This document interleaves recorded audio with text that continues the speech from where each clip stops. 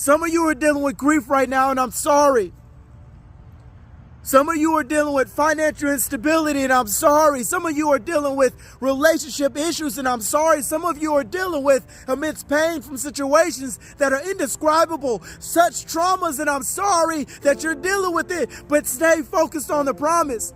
Stay connected to the dream. Don't lose sight of the dream. Stay focused on the dream, because God has called you to be greater. God has called you to be magnificent. You are His creation, and I need you to believe that no matter what life brings at you, no matter what happens in this life, you are called to be greater, and I need you to keep going. I need you to not quit.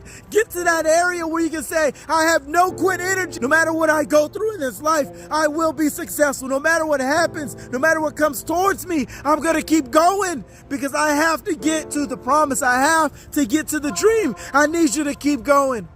When you close your eyes, what is that dream that you have where you see yourself prosperous in the future? What does that dream look like? Is it your own business? Is it entrepreneurship? Is it healthy relationships? Is it a professional athlete? Like, what's that dream? Is financial freedom? What is that dream that you have that just no matter how hard life gets, no matter how things can become difficult, you just cannot shake that dream? What is that dream that you have? As you have that dream, if you knew what it would cost you along the way, will you keep going? If you knew what God required of you in order to reach that, would you keep going?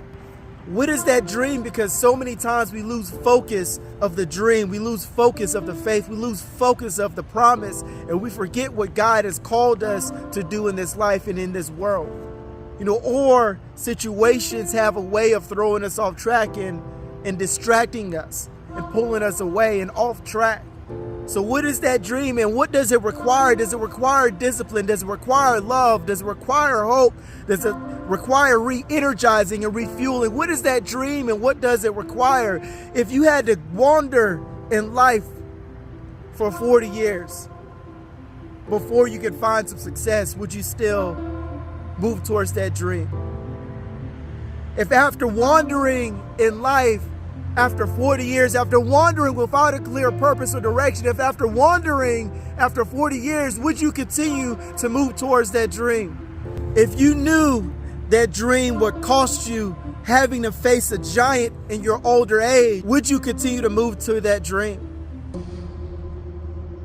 If you knew your dream would cost you having to face a giant where you would have to pour in sweat and blood, and you would have to fight in older age just to get to that dream, would you continue moving to that dream? Because if it means that much to you, would you pray for God to give you the strength to continue to fight for that dream, to fight for that promise, to fight for the faith? Because faith is the one tangible thing that we can grab onto.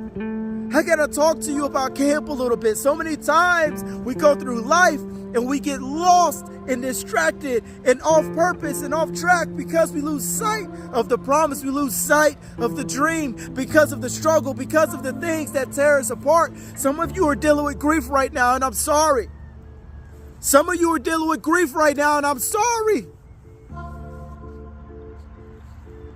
It's not time to give up. Through the pain, through the struggle, through the confusion, Caleb wandered the desert. Wander means to move with no clear direction or no clear purpose. Caleb wandered the desert. He wandered the wilderness in a place of lack for 40 years, losing concentration, but always knowing what the promise was. And then he was sent as a spy to look into the promised land, and everyone else, except him, one other, they saw a giant, y'all. You know what Caleb saw? Caleb saw the promise.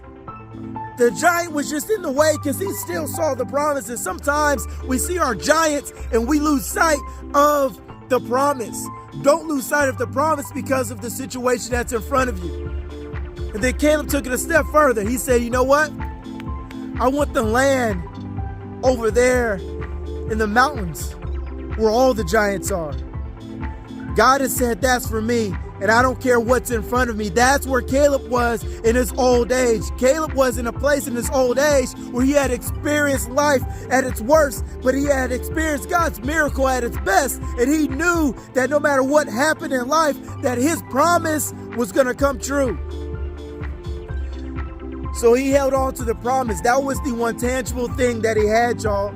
He held on to the promise. He held on to the faith. He held on to knowing that God is still God, regardless of what we go through in this lifetime. And so I need you to stop getting shaken up by your giants. I get it. You may be having car issues right now. I get it. You may be having financial issues right now. I get it. You may be having relationship issues right now. I get it. You may be trying to overcome some trauma. You may be trying to find your path to healing. I get it. I understand. I done been through it all, y'all. I know it's not by accident that I've been through my own trials, because I know you're going through trials, and I want you to know that you're not alone. But these are the things that we have to utilize in order to make progress, to continue to move towards the promise, to move towards the faith, the things that God has set us for us in this future. So what is that dream? When you close your eyes, what is that dream? What is that dream? And if you knew what you had to go through, if you knew what it would cost you, would you still move towards that dream?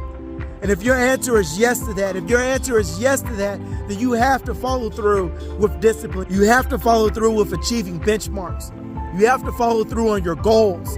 You have to follow through on the things that you write down and put on paper, the things that you put on your refrigerator, that you put on your mirror, wherever you put it at, even if it's written on your heart, you have to follow through. Because God has called you to be greater, but in order to be greater, you've got to go through some things. You've got to go through some things that other people may not have to go through. Your path ain't going to look like someone else's path. Caleb and Joshua went into the promised land.